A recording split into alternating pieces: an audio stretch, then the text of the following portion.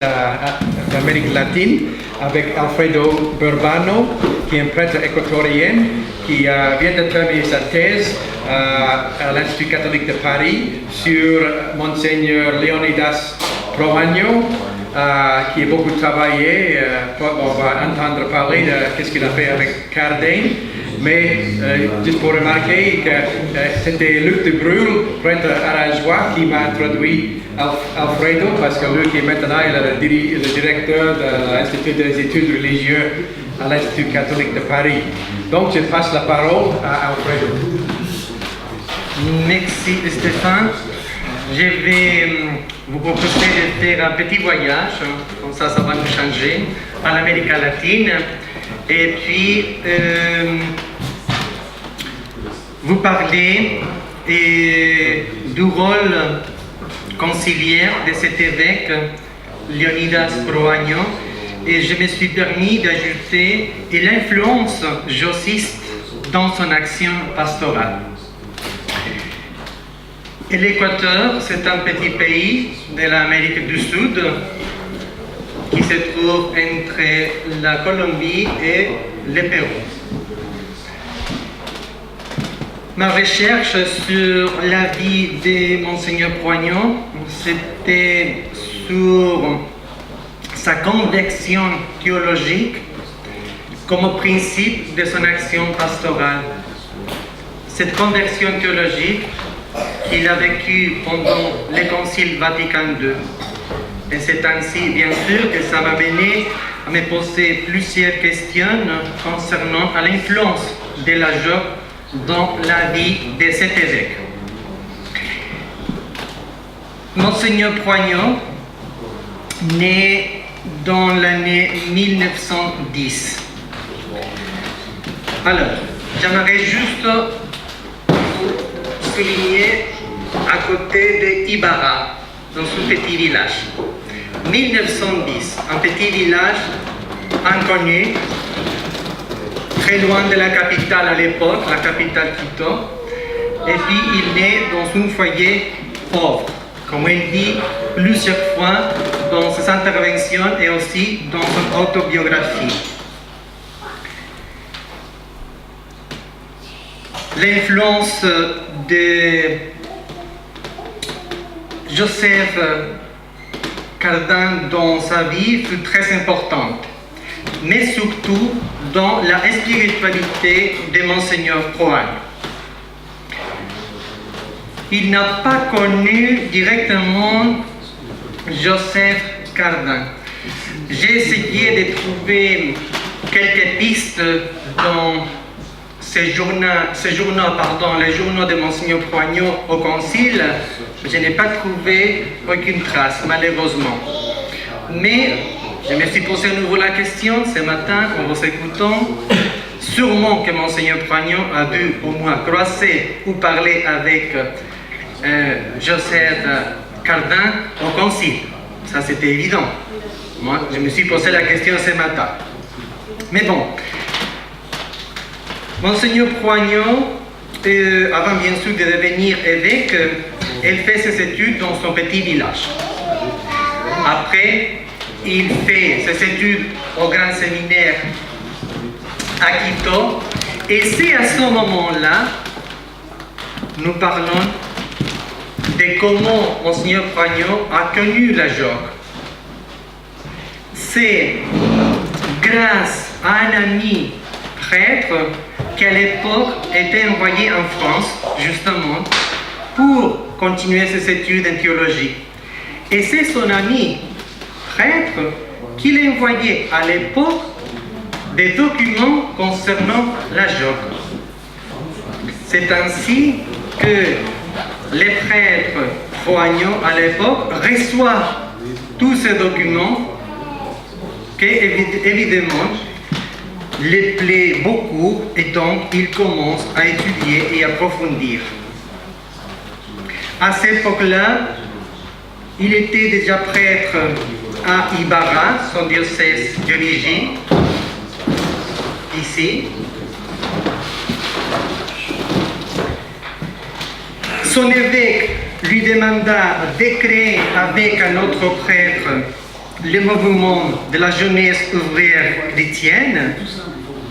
Comme je viens de vous expliquer, le père Croagnon aimait beaucoup ce mouvement qu'il avait appris à connaître grâce à son ami qui était en France. Son enthousiasme pour la joie et son désir de la faire grandir l'amenèrent à visiter des ateliers de couture, des charpentiers, des mécaniques et des chemins de fer où travaillaient un grand nombre de jeunes. Et vous savez, j'ai essayé de préparer mon exposition en faisant plutôt d'une façon chronologique, non? Où vous allez trouver dans son action pastorale, dans sa pensée, des traces de l'influence jossiste dans sa vie. Comme je viens de vous dire, donc, les jeunes prêtres proagnaux restaient longtemps avec ces jeunes, les parlant, les écoutant et à la fois les invitant à participer à des réunions, à des dates fixées où les jeunes prêtres proagnaux les initiaient à la joie. Il dit, les jeunes prêtres proagnaux à l'époque, je trouve la méthode de la joie remarquable dans sa pédagogie.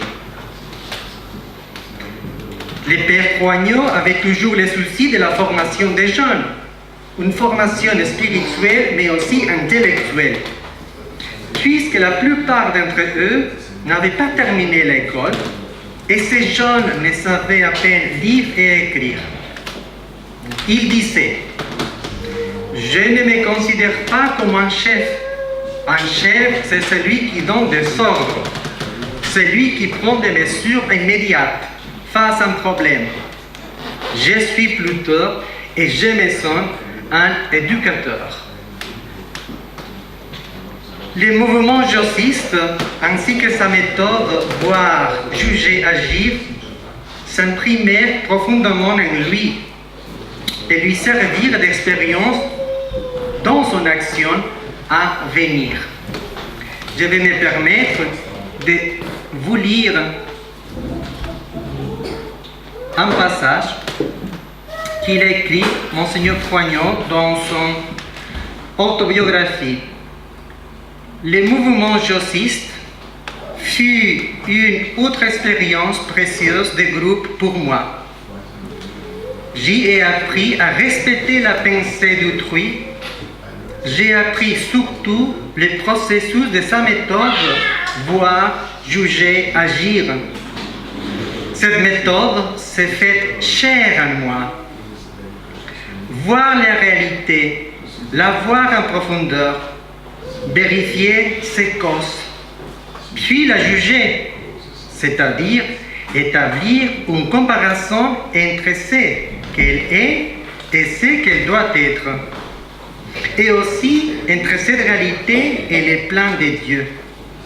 Finalement, agir, c'est prendre des résolutions conformément au plan divin pour changer cette réalité.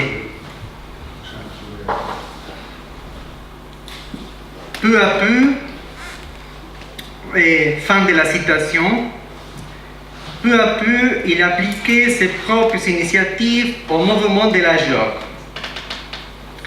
En 1941, il était encore prêtre dans son diocèse, il était tranquille, entre guillemets, son évêque lui avait dit donc de créer, d'organiser avec un autre prêtre la joie, il a commencé ce travail et il a eu une idée de fonder une librairie à Ibarra. Le nom, bien sûr, de la librairie sera la librairie Cardan, en 1941. Donc, il conçut cette idée après avoir constaté la nécessité d'avoir une librairie d'inspiration catholique. Il mit à la tête de cette mission beaucoup de jeunes jossistes qu'il voulait former. Cette librairie, qui servait aussi de bibliothèque, pouvait aider ces jeunes à poursuivre et achever les études, car c'était ça sa préoccupation à l'époque. Le jeune prêtre Proagno fit tous les efforts possibles et inimaginables pour promouvoir les valeurs humaines chez les jeunes à la suite de Monseigneur Cardin. De son travail avec les jeunes, il décide de mener un nouveau rêve, créer un journal qui servirait à la librairie et surtout à la JOP et en général à l'Action catholique à promouvoir ces valeurs chez les gens. À l'époque, il dit « Je voulais concilier les rêves avec la réalité, les grands avec les petits, l'idéal avec la pratique. Devenir, je ne sais pas si vous avez eu l'occasion de ne pas lire, parce que c'est un gros livre, mais d'entendre ces romans espagnols, Don Quijote et Sancho Panza. Donc, Monseigneur Proagno à l'époque disait, moi j'aimerais bien aussi devenir à la fois Quijote et Sancho Panza.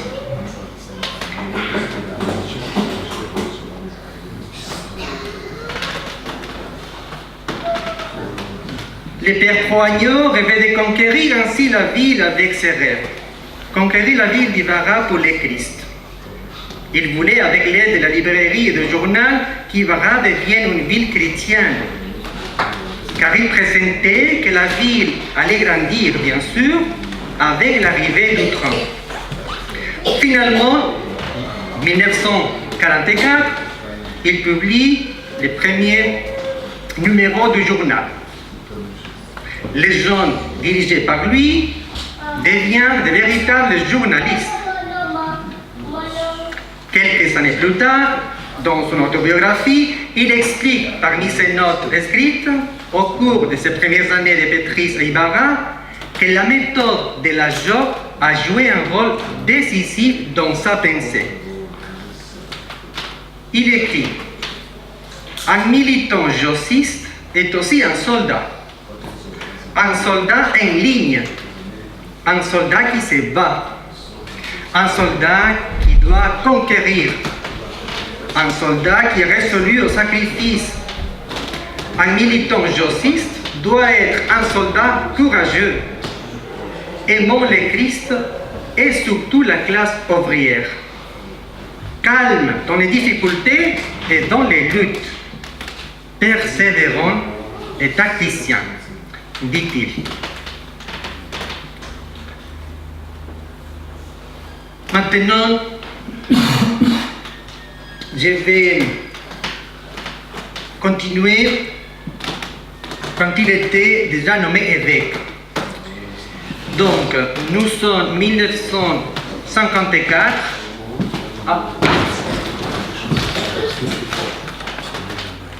Voilà. C'est juste encore pour voir que vous puissiez vous situer. Donc, il est là et il est nommé en 1954 évêque de cette ville qui s'appelle Riobamba. Quelle est la caractéristique de cette ville? À l'époque 1954, la pauvreté, la misère et l'esclavage, entre guillemets, des Indiens.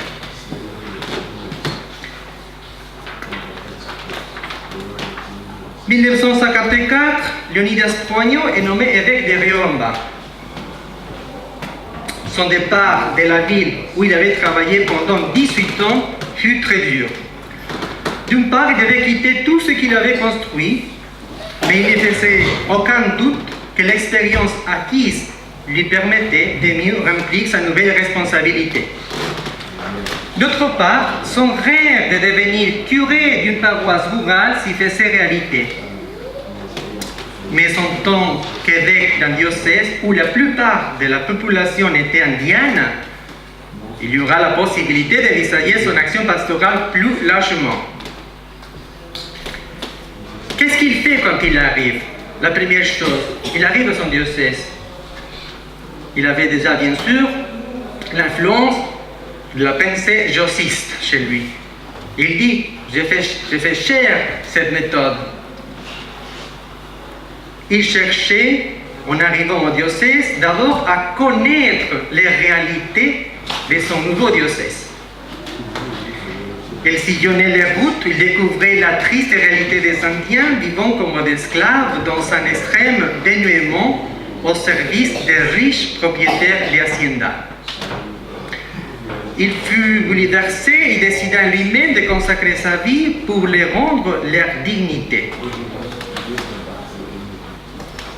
C'est juste pour vous donner encore une fois l'idée de comment les Indiens vivaient à l'époque. Chaque fois que Monseigneur Poignot allait les visiter, les Indiens surpris de sa visite, au moment de les saluer, les Indiens n'osaient pas lui serrer la main par crainte de les salir.